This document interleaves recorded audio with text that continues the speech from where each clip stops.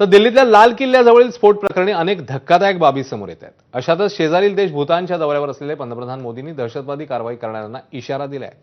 स्फोटासाठी जबाबदार असलेले कुठेही लपले असले तरी तपास यंत्रणा त्यांना शोधून काढेल आणि त्यांच्यावर कठोर कारवाई होणार आहे, असं मोदींनी भूतानमधून सांगितलं. दिल्लीमध्ये परतल्यावर मोदींची सुरक्षा दलांसोबत आणि गृहमंत्री अमित शहांसोबत एक महत्त्वाची बैठक पार पडणार आहे. हमारी एजेंसियां इस षड्यंत्र की तह तक जाएगी. इसके पीछे के षड्यंत्रकारियों को बख्शा नहीं जाएगा. All those responsible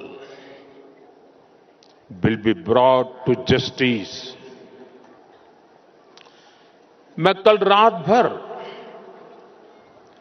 इस घटना की जांच में जुटी सभी एजेंसियों के साथ, सभी महत्वपूर्ण लोगों के साथ संपर्क में था, विचार विमर्श चलता था,